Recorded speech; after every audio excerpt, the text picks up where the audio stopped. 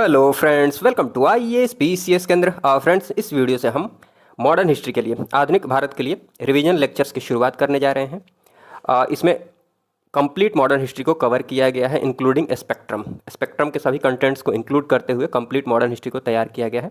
आप वीडियोज़ को देखते जाइएगा। हाँ, नोट्स की बात करें तो ये जो इसकी जो पीडीएफ है, आप टेलीग्राम से जाकर डाउनलोड कर सकते हैं। टेलीग्राम चैनल जो डिस्क्रिप्शन बॉक्स में दिया हुआ है, वहाँ से आप टेलीग्राम चैनल को सब्सक्राइब कर लीजिए, वहाँ से आप पीडीएफ को डाउनलोड कर सकते हैं। तो चलिए बिना किसी देरी के इस वीडियो को हम शुरू करते हैं। आधुनिक भारत की बात की जाए, मॉडर्न इंडिया की बात की जाए तो मॉडर्न इंडिया की शुरुआत हम करते हैं मुगल साम्राज्य के पतन से। देखिए, मुगल साम्राज्य के पतन की बात की जाए तो मुगल साम्राज्य के पतन की प्रक्रिया जो है ये औरंगजेब के टाइम में ही शुरू हो जाती है। औरंगजेब के शासनकाल के दौरान ही शुरू हो जाती है। यहाँ पर मैंने लिख भी दिया है कि मुगल साम्राज्य के विघटन की जो प्रक्रिया है ये औरंगजेब के शासनकाल के दौरान ही शुरू हो जाती है। क्योंकि औरंगजेब की जो नीतियाँ होती है, धर्म को लेकर जो औरंगजेब की संकीर्ण नीतियाँ होती है, या फिर औरंगजेब जो दक्षिण की तरफ झुकाव बढ़ जाता है, दक्षिण की तरफ वो उलझ जाता है। देखिए, जो भी प्रमुख कारण हो सकते हैं मुगल साम्राज्य के पतन के, उन सबको हम लास्ट में पॉइंट वाइज डिस्कस कर लेंगे। अभी क्या करते हैं कि मुगल साम्राज्य के पतन के क्रम में जितने भी मुगल सम्राट आए, जितने भी मुगल शासक आए, जो कि एग्जाम पर्सपेक्टिव से काफ़ी इंपॉर्टेंट है, इसीलिए मैं बोल रहा हूँ, मुगल साम्राज्य के पतन के क्रम में जितने भी शासक आए उनको एक एक करके डिस्कस कर लेते हैं। उसके बाद लास्ट में मुगल साम्राज्य के पतन के जो भी प्रमुख कारण हैं उनको पॉइंट वाइज डिस्कस कर लेंगे। उसके बाद सारी चीज़ें क्रिस्टल क्लियर हो जाएंगी। आप मेरी बातों को समझ पा रहे होंगे। देखिए, तो क्या बात कर रहे थे कि हाँ, मुगल साम्राज्य के विघटन की जो प्रक्रिया है ये औरंगजेब के शासनकाल के दौरान ही शुरू हो जाती है। लेकिन इसमें तेजी कब आती है, इसमें तीव्रता कब आती है? जब औरंगजेब की मृत्यु हो जाती है। 4 मार्च 1707 को औरंगजेब की मृत्यु होती है। उसके बाद मुगल साम्राज्य के विघटन में तेजी आने लगती है। देखिए, जब औरंगजेब की मृत्यु होती है उस टाइम इसके जो 3 पुत्र मुअज्जम, आजम और कामबख्श की बात की जाए तो ये कहाँ के गवर्नर थे?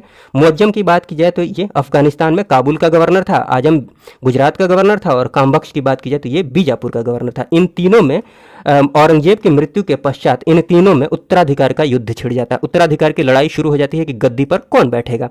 लेकिन बात की जाए मुअज्जम की तो आपको पता है मुअज्जम को आप आगे क्या जानेंगे, बहादुर शाह प्रथम के नाम से जानेंगे, या फिर शाह आलम प्रथम के नाम से जानेंगे, या फिर आप जानते होंगे। मुअज्जम क्या करता है कि आजम का काम तमाम कर देता है जजाऊ के युद्ध में। ये मैंने यहाँ पर फ्लोचार्ट से दिखा दिया है।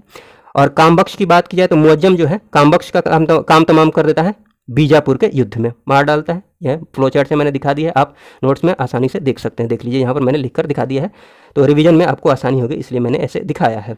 हाँ, तो काम तमाम करने के बाद निश्चित रूप से गद्दी पर कौन बैठेगा? मुअज्जम बैठेगा, अर्थात बहादुर शाह प्रथम बैठेगा, या फिर शाह आलम प्रथम। ठीक, तीनों एक ही हैं। तो बहादुर शाह प्रथम की बात की जाए तो देखिए, इसका टाइम पीरियड जरूर ध्यान रख लीजिएगा। जितने भी मुगल सम्राट आएंगे, जितने भी अभी सम्राट आने वाले हैं, चाहे इसके पहले भी आप अगर मध्यकालीन भारत पढ़े हैं तो जो भी मुगल सम्राट है, टाइम पीरियड जरूर ध्यान रख लीजिएगा, काफ़ी फायदा होने वाला है। ऐसा नहीं कि टाइम पीरियड आपसे पूछ लेगा, लेकिन मैं आपको धीरे धीरे एक एक करके सारी चीज़ें बताऊंगा। आप फिलहाल क्या कीजिए, मेरी बात मानिए और टाइम पीरियड को जरूर ध्यान रख लीजिएगा। ठीक है, सारी चीज़ें बाद में आप समझ पाएंगे, काफ़ी फायदा होने वाला है इससे। तो बहादुर शाह प्रथम की बात की जाए तो इसका टाइम पीरियड क्या है? 1707 में ये गद्दी पर बैठता है, क्योंकि औरंगजेब की मृत्यु 1707 में होती है। 1707 में ये गद्दी पर बैठता है। कब तक रहता है? 1712 तक।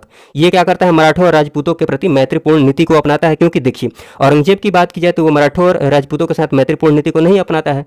दक्षिण भारत की तरफ वो जैसे, मतलब वो दक्षिण भारत में जैसे ही उलझता है, उत्तर भारत की तरफ जो मराठा थे या फिर राजपूत की बात की जाए, ये चुनौती के रूप में उभरने लगते हैं मुगल साम्राज्य के लिए।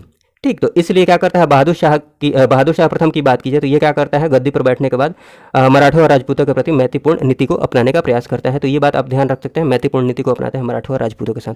ये इतना इंपॉर्टेंट नहीं है। इंपॉर्टेंट ये है कि जोशुआ केटलार के नेतृत्व में एक डच प्रतिनिधिमंडल का बहादुर शाह के दरबार में आगमन होता है। कब? 1711 में जोशुआ केटलार, ये जरूर ध्यान रख लीजिएगा। जोशुआ केटलार आप नाम जरूर ध्यान रख लीजिएगा। जैसे देखिए, जिनको भी मैंने हाईलाइट किया है उन पर आप विशेष फोकस रखिएगा। जिनको हाईलाइट नहीं किया है उनको बस रिवीजन के क्रम में 1-2 नज़र देखते रहिएगा। अगर एग्जाम में उनसे संबंधित भी क्वेश्चन पूछा जाता है तो ऑप्शन देखकर चीज़ें ऑटोमेटिकली ध्यान में आ जाएंगी। बाकी जिनको हाईलाइट किया है उन पर आप विशेष फोकस रखिएगा। तो ये बात ध्यान रख लीजिएगा, जोशुआ केटलार डच। उसके बाद बहादुर शाह की बात की जाए तो बहादुर शाह को उपाधि दी जाती है, शाह बेखबर की उपाधि दी जाती है। किसके द्वारा? खफी खान के द्वारा। शाह बेखबर खफी खान के द्वारा। किसको? बहादुर शाह प्रथम को। तो ये बात आप जरूर ध्यान रख लीजिएगा। उसके बाद गद्दी पर कौन बैठेगा आपको देखें तो 1712 के बाद गद्दी पर बैठेगा जहांगीर शाह। 1712-13 इसका शासनकाल है।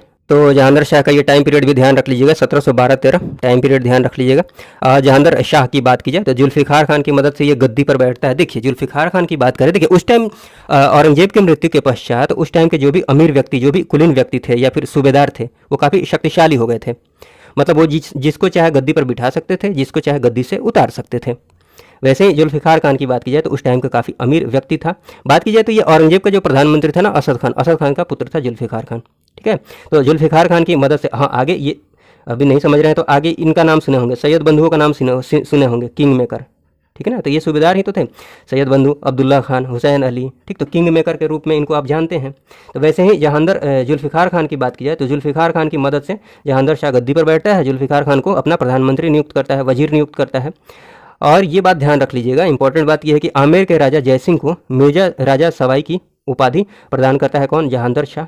और मिर्जा राजा सवाई की बात की जाए, इनको कहाँ का सूबेदार नियुक्त करता है? मालवा का सूबेदार नियुक्त करता है। तो ये बात भी आप ध्यान रख लीजिएगा। मारवाड़ के जो राजा थे अजीत सिंह, इनको महाराजा की उपाधि प्रदान करता है जहांगीर शाह। ठीक है, और इनको कहाँ का सूबेदार नियुक्त करता है? गुजरात का सूबेदार नियुक्त करता है। तो ये सारी बातें आप थोड़ा सा ध्यान रख लीजिएगा। जहांगीर शाह की बात की जाए तो इसकी एक प्रेमिका थी, उसका नाम क्या था? लाल कुंवर। तो ये नाम आप जरूर ध्यान रख लीजिएगा। और जहांगीर शाह को लंपट लापरवाह या फिर लंपट मूर्ख के नाम से जाना जाता है। तो ये इंपॉर्टेंट बात है, ये जरूर ही ध्यान रख लीजिएगा। बात की जाए जहांगीर शाह की तो ये अपने भतीजे फारूक सियर से पराजित हो जाता है और 1713 में इसकी हत्या कर दी जाती है। जहांगीर शाह की हत्या कर दी जाती है। किसकी सहायता से पराजित की? फारूक सियर जो पराजित करता है जहांगीर शाह को, किसकी सहायता से? सैयद बंधुओं की सहायता से। अभी मैं बात ही कर रहा था, जिसको आप देखेंगे सैयद बंधुओं को किंग मेकर के रूप में जाना जाता है। अगर मुगल काल की बात की जाए, आप एक बार देख ही लीजिए। सैयद बंधुओं की बात की जाए, नाम ध्यान रख लीजिएगा, सैयद बंधु किनको बोला जाता था? अब्दुल्ला खान और हुसैन अली को। अब्दुल्ला खान और हुसैन अली, इनका नाम जरूर ध्यान रख लीजिएगा। और इनको किस रूप में जाना जाता है? नृप निर्माता के रूप में जाना जाता है, किंग मेकर के रूप में जाना जाता है। सैयद बंधु की बात की जाए तो सैयद बंधु ने फारूक सियर को गद्दी पर बिठाया। उसके बाद देखिए, उसके बाद मैं दिखा देता हूँ आपको। उसके बाद रफ़ी उद दरजात को बिठाया, रफ़ी उद दौला को बिठाया, फिर मोहम्मद शाह को बिठाता है। लास्ट में यहाँ पर सैयद बंधुओं को काम तमाम हो जाता है। बट आप समझ पा रहे होंगे कि कैसे किंग मेकर की भूमिका ये निभा रहे थे सैयद बंधु। तो आप इनका नाम ध्यान रख लीजिएगा। सैयद बंधु जो थे ना, अब्दुल्ला खान और हुसैन अली, नाम भी ध्यान रख लीजिएगा। और इनको किंग मेकर के रूप में जाना जाता है, निर्माता के रूप में जाना जाता है। हाँ, मोहम्मद शाह के शासनकाल में सैयद बंधुओं का पतन हो जाता है, इनकी हत्या कर दी जाती है असल में। चलिए हम एक एक करके देखते हैं। फारूक सियर की बात कीजिए, यहाँ देख लीजिए, अपने भतीजे फारूक सियर से पराजित होता है कौन? जहांगीर शाह। किसकी सहायता से पराजित होता, मतलब फारूक सियर किसकी सहायता से पराजित करता है? सैयद बंधुओं की सहायता से। तो कहने का मतलब यही हुआ कि सैयद बंधुओं की सहायता से ही फारूक सियर को गद्दी ये प्राप्त होती है। ठीक है, फारूक सियर को। फारूक सियर का यहाँ पर टाइम पीरियड मैं लिखना भूल गया हूँ, तो थोड़ा सा आप देख लीजिएगा। 1700, एक मिनट मैं यहाँ लिख देता हूँ, 1713 से लेकर, आपको PDF में मिल जाएगा, नोट्स में मिल जाएगा, 1713 से लेकर 1719 तक। ये टाइम पीरियड थोड़ा सा आप ध्यान जरूर रख लीजिएगा। ठीक है, हाँ, तो ये ध्यान रख लीजिएगा कि सैयद बंधुओं के सहयोग से इसको गद्दी प्राप्त होती है फारूक सियर को। इसी के काल में, फारूक सियर के काल में सिख नेता बंदा बहादुर को फांसी दे दी जाती है। तो ये बात भी आप ध्यान रख लीजिएगा। हाँ, 1717 में, ये इंपॉर्टेंट बात है, 1717 में जॉन सरमैन के नेतृत्व में की अध्यक्षता में अंग्रेजी शिष्टमंडल यहाँ फारूक सियर के दरबार में आता है और फरमान पाने में सफल होता है। मतलब फारूक सियर के द्वारा 1717 में एक फरमान जारी किया जाता है, जिसको 1717 का फरमान के नाम से जाना जाता है। ठीक है, कब ये फरमान जारी किया जाता है? जब जॉन सरमैन की अध्यक्षता में अंग्रेजी शिष्टमंडल इसके दरबार में आता है। ये बात आप जरूर ध्यान रख लीजिएगा। तो 1717 में फारूक सियर के द्वारा एक फरमान जारी किया जाता है। उसके तहत अंग्रेजों को मात्र 3000 रुपये वार्षिक कर के बदले बंगाल में शुल्क मुक्त व्यापार की सुविधा प्रदान की जाती है। बिना किसी टैक्स के शुल्क मुक्त व्यापार की सुविधा प्रदान कर दी जाती है। तो ये बात आप ध्यान रख लीजिएगा। फारूक सियर की बात की जाए तो इसको घृणित कायर के नाम से जाना जाता है। किस नाम से? घृणित कायर के नाम से जाना जाता है। तो ये इंपॉर्टेंट बात है, जरूर ध्यान रख लीजिएगा। अब देखिए, फारूक सियर की बात की जाए तो फारूक सियर को देखिए, यहाँ पर गद्दी पर इन्होंने बिठाया है, सैयद बंधुओं ने फारूक सियर को गद्दी पर बिठाया है। यहाँ देख लीजिए, सैयद बंधुओं द्वारा फारूक सियर की हत्या कर दी जाती है मराठों की सहायता से। ठीक है, हत्या करा दी जाती है किसकी सहायता से? मराठों की सहायता से फारूक सियर की। मतलब गद्दी पर बिठाया भी, उतार भी दिया। समझ रहे हैं ना? चलिए उसके बाद बात करते हैं। उसके बाद काफ़ी कम टाइम के लिए ये बंदा आता है, जिसका नाम क्या है? रफ़ी उद दरजात। काफ़ी छोटा टाइम पीरियड है।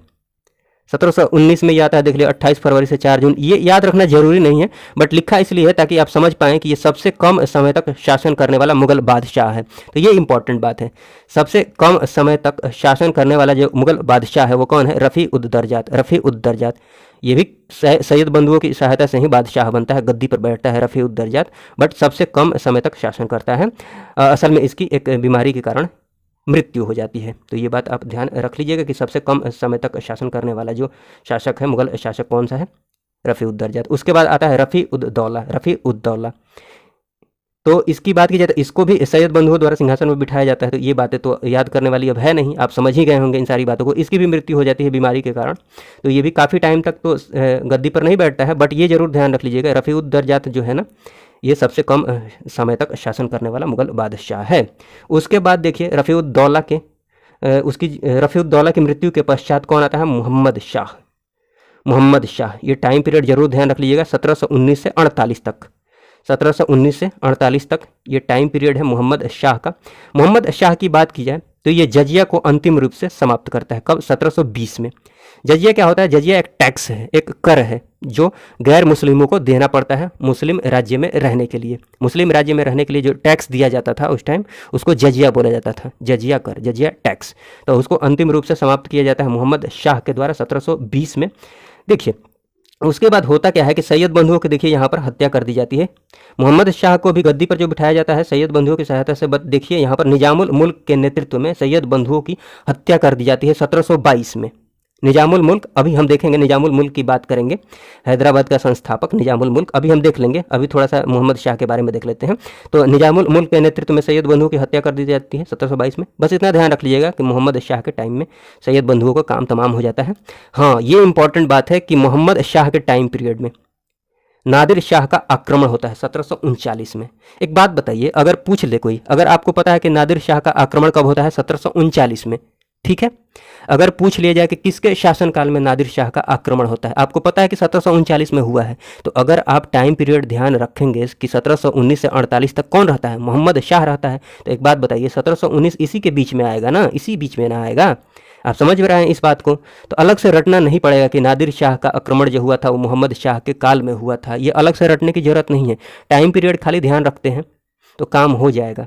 1739, अगर आपको पता है कि नादिर शाह का आक्रमण 1739 में होता है तो आराम से इसमें फिट कर लेंगे कि हाँ, मोहम्मद शाह जो था वो 1719 से 48 तक था, इसका मतलब मोहम्मद शाह के शासनकाल में नादिर शाह का आक्रमण हुआ था। ठीक, आप इस बात को समझ पा रहे होंगे। एक और एग्जाम्पल से आगे समझाऊंगा, थोड़ा सा पेशेंस रखिएगा। तो नादिर शाह का आक्रमण होता है 1739 में, ठीक है। मोहम्मद शाह इसमें क्या होता है? पराजित होता है। करनाल का जो युद्ध होता है, करनाल में युद्ध होता है, करनाल हरियाणा, करनाल में युद्ध होता है, यहाँ पर मोहम्मद शाह पराजित होता है। उसके बाद अर्थात मोहम्मद शाह को पराजित करने के बाद तख्ते ताउस, जिसको मयूर सिंहासन के नाम से भी जाना जाता है, शाहजहां द्वारा निर्मित तख्ते ताउस की बात की जाए, और हाँ साथ में कोहिनूर हीरा, मतलब एग्जाम पर्सपेक्टिव से जो इंपॉर्टेंट बात है, तख्ते ताउस और कोहिनूर हीरा की बात की जाए तो इसको कौन लेकर चला जाता है? नादिर शाह। फारस लेकर चला जाता है क्योंकि फारस का ये शासक होता है। बाकी ये तख्ते ताउस और कोहिनूर हीरा जरूर ध्यान रख लीजिएगा। करनाल के युद्ध में मोहम्मद शाह को पराजित करने के बाद नादिर शाह जो है ये तख्ते ताउस और कोहिनूर हीरा को लेकर चला जाता है। मान लीजिए आपसे कोई क्वेश्चन पूछता है कि वो अंतिम मुगल बादशाह कौन था जो तख्ते ताउस पर बैठा था, मतलब तख्ते ताउस पर बैठने वाला अंतिम मुगल बादशाह कौन था, तो इसको रटने की जरूरत थोड़ी है। अगर आपको पता है कि नादिर शाह का आक्रमण 1739 में हुआ था, ठीक है, अगर आपको टाइम पीरियड पता है कि मोहम्मद शाह की बात कर ली जाए तो इसका जो टाइम पीरियड था 1719 से लेकर 1748 तक का था, तो आप आराम से समझ जाएंगे कि 1739 में चूंकि नादिर शाह का आक्रमण हुआ था तो तख्ते ताउस पर बैठने वाला अंतिम मुगल बादशाह कौन हो सकता है? मोहम्मद शाह ही हो सकता है। और असल में इसी को पराजित करके तख्ते ताउस और कोहिनूर हीरा को ले गया था, साथ में और भी चीज़ें ले गया था, बट एग्जाम पर्सपेक्टिव से जो इंपॉर्टेंट बात है तख्ते ताउस और कोहिनूर हीरा जरूर ध्यान रख लीजिएगा। और अंतिम मुगल बादशाह कौन था तख्ते ताउस पर बैठने वाला? मोहम्मद शाह।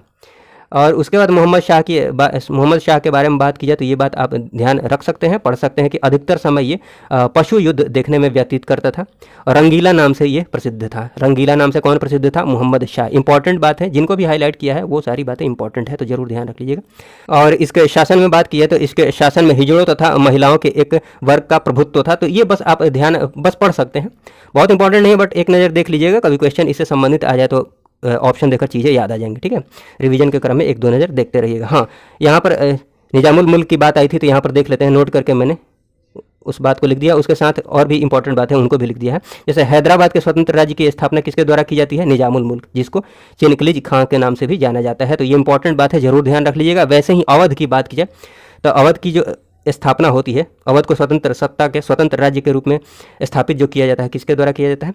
शहादत खान। तो ये ध्यान रख लीजिएगा, अवध की स्थापना शहादत खान के द्वारा और बंगाल की स्थापना मुर्शिद कुली खान के द्वारा। स्वतंत्र सत्ता की स्थापना की जाती है अवध और बंगाल की शहादत खान और मुर्शिद कुली खान के द्वारा। तो ये सारी बातें हैं, आप जरूर ध्यान रख लीजिएगा।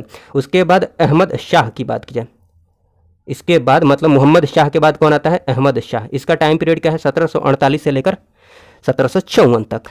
इस टाइम में क्या होता है? अहमद शाह जो अब्दाली था वो 5 बार भारत पर आक्रमण करता है, कुल 7 बार आक्रमण किया था। अहमद शाह अब्दाली की बात की जाए, अहमद शाह अब्दाली की बात की जाए तो कुल 7 बार आक्रमण करता है, बट 5 बार अहमद शाह के काल में ही आक्रमण करता है। 5 बार जो आक्रमण होता है वो इसी के काल में होता है। किसके काल में? अहमद शाह के काल में ही। मतलब दोनों नाम सेम सेम ही दिख रहा है, तो इसको याद रखने में आपको कोई प्रॉब्लम होगी नहीं, ठीक है।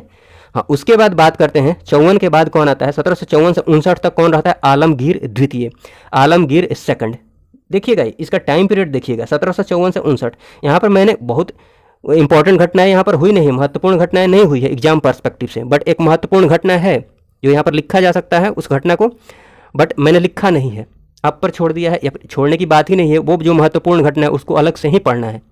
1717 का जो प्लासी का युद्ध होता है, प्लासी का युद्ध हम अलग से पढ़ेंगे। तो एक बात बताइए, अगर पूछ लिया जाए कि 1717 या फिर ये ना डेट, ये ईस्वी ना दे, बोले कि प्लासी का जो युद्ध हुआ था वो किस मुगल बादशाह के शासनकाल के दौरान हुआ था, तो बताइए। अगर आपको पता है कि प्लासी का युद्ध 1717 में हुआ था, ये तो पता ही होगा आपको। और अगर आपको टाइम पीरियड पता है इनका कि 1754 से 59 में कौन था? आलमगीर द्वितीय था, तो आराम से आप इसमें फिट कर लेंगे कि हाँ 1754 और 59 के बीच में 1757 आ जाएगा। इसका मतलब जो प्लासी का युद्ध हुआ था वो किसके शासनकाल के दौरान हुआ था? कौन से मुगल बादशाह के शासनकाल के दौरान हुआ था? आलमगीर द्वितीय। इसलिए मैंने टाइम पीरियड आपको बताया है। ऐसे बहुत से प्रश्न आएंगे, बहुत सी चीज़ें आएंगी जहाँ पर ऐसे फिट करके आप आसानी से मतलब कॉन्सेप्ट से क्वेश्चन के आंसर को डिसाइड कर लेंगे, मतलब रटने की जरूरत है ही नहीं। इसलिए मैंने आपको टाइम पीरियड ध्यान रखने को बोला है, क्योंकि कितना रटिएगा। चलिए उसके बाद शाह आलम द्वितीय की बात कर लेते हैं। आलमगीर द्वितीय के बाद शाह आलम द्वितीय की बात किया 1759 से 1806 तक इसका टाइम पीरियड होता है, शासनकाल। ये देख लीजिएगा। इसका जो वास्तविक नाम होता है वो क्या होता है? अली गौहर नाम होता है। और इसी काल में इंपॉर्टेंट बात है, इसी काल में 1761 में पानीपत की तीसरी लड़ाई होती है। किसके बीच? अहमद शाह अब्दाली और मराठा के बीच। देखिए अहमद शाह अब्दाली यहाँ पर 5 बार आक्रमण तो अहमद शाह के शासनकाल में ही कर चुका था, ठीक है। हाँ, तो शाह आलम द्वितीय के काल में अहमद शाह अब्दाली का आक्रमण होता है। और पानीपत की तीसरी जो लड़ाई होती है किनके बीच होती है? मराठों और अहमद शाह अब्दाली के बीच में। मराठा और अहमद शाह अब्दाली के मध्य तीसरी लड़ाई होती है पानीपत की, जिसमें मराठा पराजित होते हैं। तो ये बात ध्यान रख लीजिएगा। तीसरी लड़ाई जो हुई 1761 में हुई अहमद शाह अब्दाली और मराठा के बीच में, जिसमें मराठा पराजित हुए थे, ठीक है। तो ये सारी बातें हैं। उसके बाद जो शासनकाल आता है अकबर द्वितीय का, अकबर द्वितीय का शासनकाल आता है 1806 से लेकर 1837 तक। टाइम पीरियड आप जरूर ध्यान रख लीजिएगा। और ये बात ध्यान रख लीजिएगा कि अंग्रेजी संरक्षण में बनने वाला हिंदुस्तान का प्रथम बादशाह था कौन? अकबर द्वितीय। हाँ, ये इंपॉर्टेंट बात है। इंपॉर्टेंट बात ये है कि राजा राम मोहन राय को राजा की उपाधि किसने दी थी? अकबर द्वितीय नहीं दी थी। उसके बाद उनका नाम क्या हो गया था? राजा राम मोहन राय, ठीक है। और इसी अकबर द्वितीय ने ब्रिटिश सम्राट विलियम फोर्थ के दरबार में भेजा था किसको? राजा राम मोहन राय को। तो ये बात भी ध्यान रख लीजिएगा। 1830 में भेजा था राजा राम मोहन राय को ब्रिटिश सम्राट विलियम फोर्थ के दरबार में। उसके बाद बात करते हैं अंतिम मुगल बादशाह बहादुर शाह द्वितीय, जिसको बहादुर शाह जफर के नाम से आप जानते हैं। ये अंतिम मुगल बादशाह थे। इनको बिना साम्राज्य का सम्राट बोला जाता है, क्योंकि देखिए ईस्ट इंडिया कंपनी जो थी, ईस्ट इंडिया कंपनी की ओर से इनको प्रति माह 1 लाख रुपए पेंशन दिया जा रहा था। इनको बिठा ही दिया गया था, एक तरह से देखा जाए नाम मात्र के ये शासक थे, ठीक है। हाँ, ये बात ध्यान रख लीजिएगा। बहादुर शाह की बात की जाए, चूँकि कविता शायरी करते थे तो इनका जो तखल्लुस है, उपनाम जो है जफ़र है, बहादुर शाह जफ़र के नाम से ये जाने जाते हैं। तो इनके जो कविता के शिक्षक थे वो कौन थे? इब्राहिम जौक और असद उल्लाह खां गालिब। मतलब गालिब के नाम आप जानते ही होंगे। तो गालिब और इब्राहिम जौक जो थे ये कविता के शिक्षक थे इनके। तो ये बात ध्यान रख लीजिएगा। इनके आध्यात्मिक जो निर्देशक थे वो कौन थे? हसन अस्करी। उसके बाद होता क्या है कि 1857 की क्रांति जब होती है तो 1857 की क्रांति का नेतृत्व ये दिल्ली से करते हैं बहादुर शाह जफर, दिल्ली से नेतृत्व करते हैं। उसके बाद अंग्रेजों द्वारा दमन कर दिया जाता है। दमन करने के पश्चात इनको गिरफ्तार करके रंगून भेज दिया जाता है। यहाँ पर इनकी मृत्यु हो जाती है 1862 में। बहादुर शाह द्वितीय अर्थात बहादुर शाह जफर की कहाँ पर मृत्यु होती है? रंगून में मृत्यु हो जाती है। तो ये सारी बातें आप जरूर ध्यान रख लीजिएगा। उसके बाद हम लास्ट में मुगल साम्राज्य के पतन के जो प्रमुख कारण हैं उनको एक एक करके देख लेते हैं। इन पॉइंट्स को आप देख लीजिएगा। स्टेटमेंट्स वाले अगर क्वेश्चन पूछे जाते हैं अच्छे क्वेश्चन तो उनमें ये सारी बातें आपको मदद करेंगी। जैसे औरंगजेब की नीतियों को आप देख सकते हैं। औरंगजेब की जो नीतियाँ थी ये मुगल साम्राज्य के पतन का कारण बनी। जैसे औरंगजेब की जो धार्मिक नीतियाँ थी ना, जो संकीर्ण धार्मिक नीतियाँ थी, धर्म के प्रति वो काफ़ी दूसरे धर्म के प्रति काफ़ी असहिष्णु था। मंदिर को तोड़कर मस्जिद का निर्माण करना, ऐसी गतिविधियाँ, या फिर दक्कन आदि की जो नीतियाँ थी। दक्षिण भारत में वो काफ़ी उलझ गया था। दक्षिण भारत में दक्कन की तरफ काफ़ी उलझ गया था। उस क्रम में जो मराठा थे या फिर जो राजपूत थे उत्तर भारत की तरफ, उत्तर भारत में ये चुनौती के रूप में उभर कर सामने आते हैं। कौन? मराठा और राजपूत। ठीक, तो ये सारी बातें मैं पहले भी बता चुका हूँ। उसके बाद बात की जाए तो कमज़ोर उत्तराधिकारी, मतलब औरंगजेब के बाद जितने भी शासक आते हैं कमज़ोर होते हैं। जितने भी उत्तराधिकारी आए हैं काफ़ी कमज़ोर हुए हैं, आप देखे भी हैं। कोई भी उनको उठा दे रहा है, कोई भी बिठा दे रहा है गद्दी पर। ठीक है, चलिए। उसके बाद उत्तराधिकार की लड़ाई तो काफ़ी बढ़ी जाती है, ये सब देख ही चुके हैं। उत्तराधिकार के स्पष्ट एवं सुनिश्चित कोई भी नियम नहीं था, नियम का अभाव था। ठीक है, स्पष्ट एवं सुनिश्चित नियम का अभाव था, ये बात आप ध्यान रख लीजिएगा। उसके बाद जो मुगल सेना है या फिर कुलीन जो वर्ग है उसका क्षय हो जाता है, क्योंकि कोई भी शासन चल रहा है, कोई भी राजा है तो उसके अगल बगल अच्छे प्रधानमंत्री होने चाहिए ना, अच्छा वजीर होना चाहिए, अच्छे मंत्री होने चाहिए जो उसके शासन को अच्छे से चला सके। ठीक है, तो मुगल सेना या फिर मुगल वर्ग का क्षय होने लगता है। दरबार की बात की जाए तो दरबारी प्रतिस्पर्धा एवं शत्रुता बढ़ने लगती है। आप देख ही रहे हैं, जैसे सैयद बंधु की बात की जाए तो वो राजा बना भी रहे हैं, उसके बाद समय आने पर हत्या भी करवा दे रहे हैं। ठीक है, तो दरबारी जो प्रतिस्पर्धा है ये काफ़ी बढ़ जाती है। मराठा चुनौती, ये मैं बता चुका हूँ। मराठा और राजपूतों की चुनौती बढ़ जाती है। आर्थिक संकट उत्पन्न हो जाता है, निश्चित रूप से निरंतर युद्ध की वजह से आर्थिक संकट उत्पन्न होगा। कृषि का जो विकास था उसकी भी गति स्थिर थी। व्यापार उद्योग की बात की जाए तो उसमें भी गिरावट आई। तो ये सब कारण थे, आर्थिक संकट। बाकी आप ध्यान रख लीजिएगा। यूरोपियों का आगमन, ठीक है, यूरोपियों का आगमन शुरू हो जाता है। निश्चित रूप से यूरोपीय कंपनियां आने लगती है यहाँ पर, ये तो आप जानते ही हैं, तो ये याद रखने वाली कोई बात है ही नहीं। विदेशी आक्रमण होने लगता है, जैसे नादिर शाह का आक्रमण आप देखें, अहमद शाह अब्दाली का आक्रमण देखें, विदेशी आक्रमण होने लगता है। राष्ट्रवाद की भावना का अभाव होता है, निश्चित रूप से राष्ट्रवाद की भावना का अभाव होता है। छोटे छोटे राज्य होते हैं, पूरा भारत एक थोड़ी था उस समय जैसे अभी है। छोटे छोटे राज्य होते हैं, सब अलग अलग अपना राज्य देखते हैं। ठीक है ना, ये सारी चीज़ें आप समझ पा रहे होंगे मेरे कहने का मतलब। उसके बाद ये वंशानुगत जो निरंकुशता थी, निरंकुश शासन था, ये सारी चीज़ें आप समझ पा रहे होंगे। केंद्रीकृत सरकार था, राजा ही सब कुछ था, ये सारी बातें तो आप समझ ही पा रहे होंगे। ठीक, तो ये सारी बातें हैं। बाकी अगर कोई कन्फ्यूजन हो तो आप कमेंट बॉक्स में ज़रूर बताइएगा। इस वीडियो को देखने के लिए आपका बहुत बहुत धन्यवाद। जय हिंद, जय भारत।